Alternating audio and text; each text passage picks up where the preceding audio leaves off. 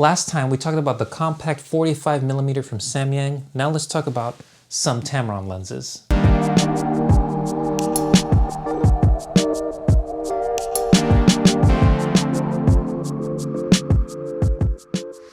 So if you watched my recent video, I had the chance to, or still have in my hands, the Samyang 45mm F1.8. It's a super compact lens. I think it's around just a little over 2 inches long, very light. And if you saw my video, I had some good first impressions.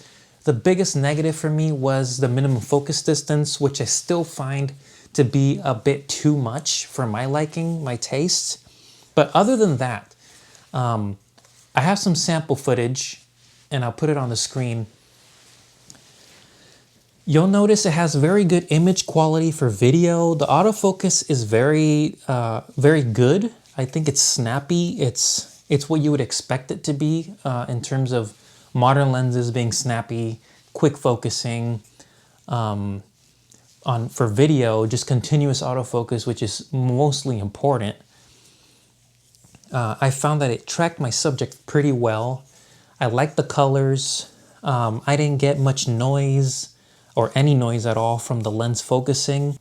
Overall, it's a great lens, and if you're looking for something, if you're looking for an alternative to the nifty 50, knowing that the Sony f1.8 may not be the best lens for you, this is not a bad option, and I think for the price, it's good for you to consider it.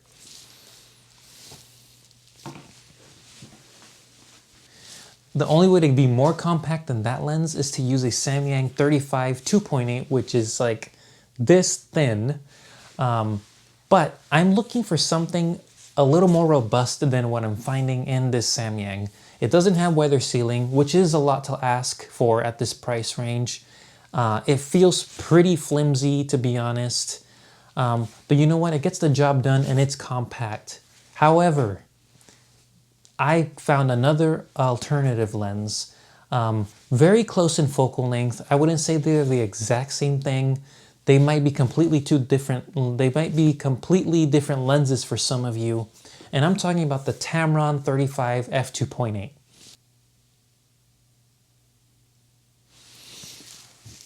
So if you've seen my other videos, I actually reviewed one of the Tamron lenses. You know, when they released this series for the Sony system, they released 3, all the same size, same filter thread, basically same weight and construction, like a series of compact wide-angle lenses. They released a 20, a 24, and a 35. They're all f2.8s, which is cool. They kept it consistent. I used the 20 f2.8 for a long time, for almost a year, to record these videos. And I've been fairly happy with it.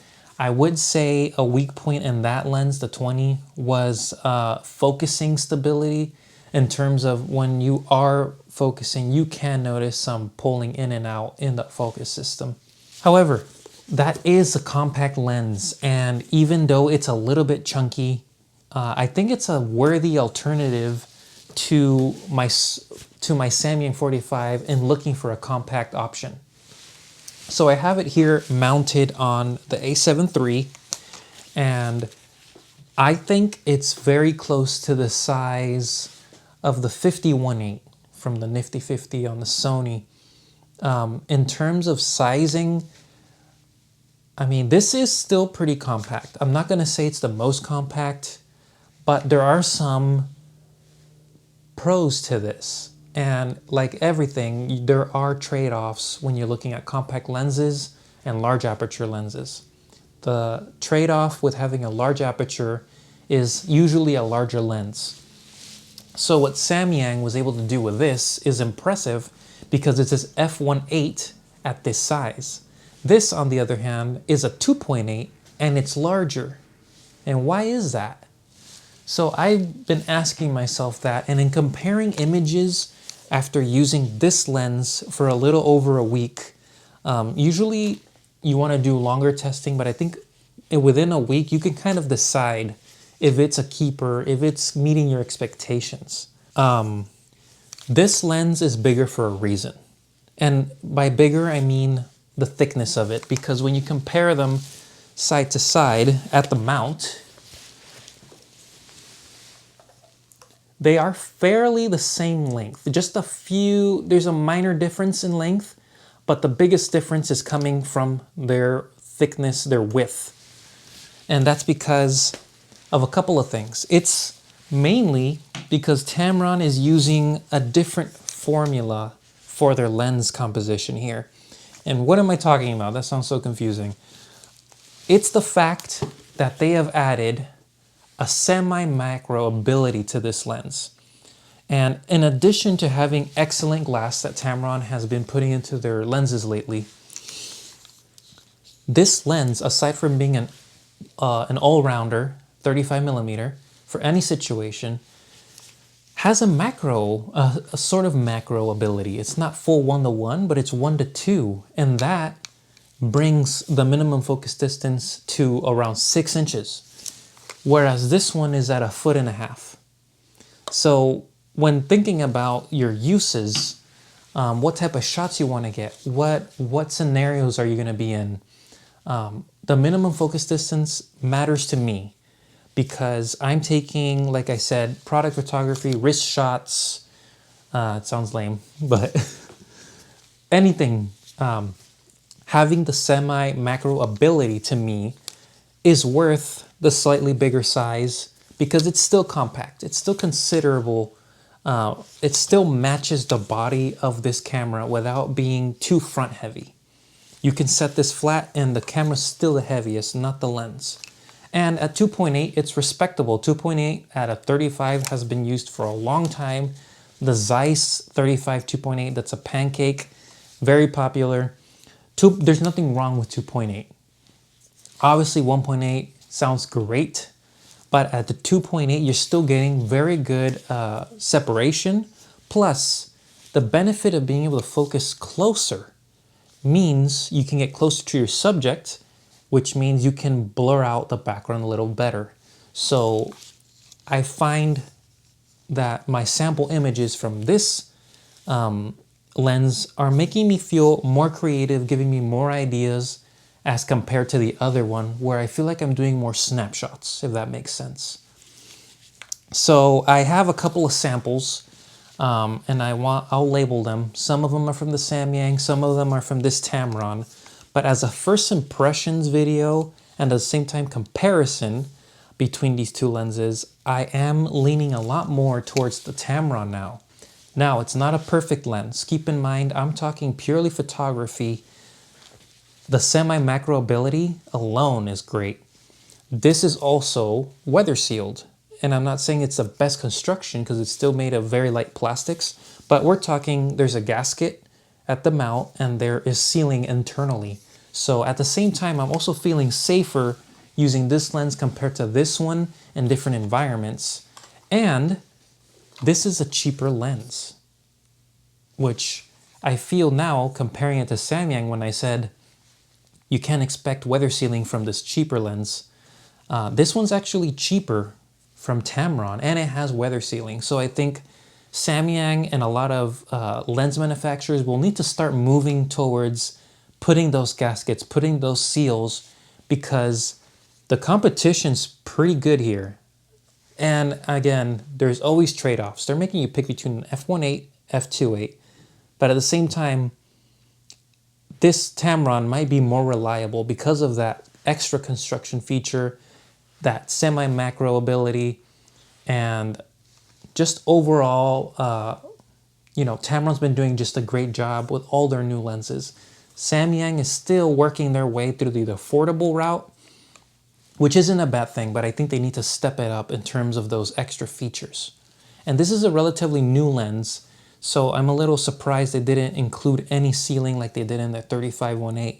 They might have just thought that was going to be a more popular lens. So overall, I think the Tamron is the better lens just by using it over this short period of time. So I'll show you samples for you to make that judgment, but I will come back and do a longer term review with this one. I think the Samyang is going back to the camera store for now. I think ever since I got this one, I'm not even touching the Samyang. I've been neglecting it. But it's mostly because of that minimum focus distance, with it having a semi-macro ability. And honestly, that makes a big difference for me because on my page, on my Instagram, I'm very focused on doing watch product photography, wrist shots, lifestyle shots with those products. And having that ability to do this, instead of using my phone and getting this amazing image quality from a sharp lens, it just beats the use. And I could still take this, take snapshots, travel with it, not feel weighed down or feel like I'm standing out with a big lens like a 150 to 500, which I do want to try. But this one has its place as an all-rounder. And I think if you really, really care about that 1.8 and you're willing to trade off the construction benefits from this and the minimum focus semi-macro ability, then I think you should look at this one. But if you care about all the other things, this is the one. Finally, when it comes to video and autofocus, I will give the win to the Samyang. And I know this is very difficult. It can be contradictory. I'm saying this is the better lens, but the reality is this one does autofocus faster. I don't know why. It's a lot smaller. It's just more snappy. This one is a little hesitant, and I think it's because of that semi-macro ability. It's both the benefit and the con here. Having that extra focusing distance to get a closer shot, close to macro, means that the lens elements are traveling a little longer. It takes a little more time since there's no limiter for the lens and the camera to communicate to figure out that distance. And I think the motor in this lens is not powerful enough. However, if they wanted to improve that, we're talking a bigger lens. So everything is trade-off. For now, since I am not focused on using this for video, I feel like this is the lens to go for me. And if I wanted to do video, I think it would do a decent job. I'm not saying it's terrible, but it does have a slight lag and it's not as fast. So I hope this helped. It's just a first impressions, a quick comparison because I've been looking at these compact lenses. I hope it helps, but I'll be back soon to share more images. I hope you enjoyed this video.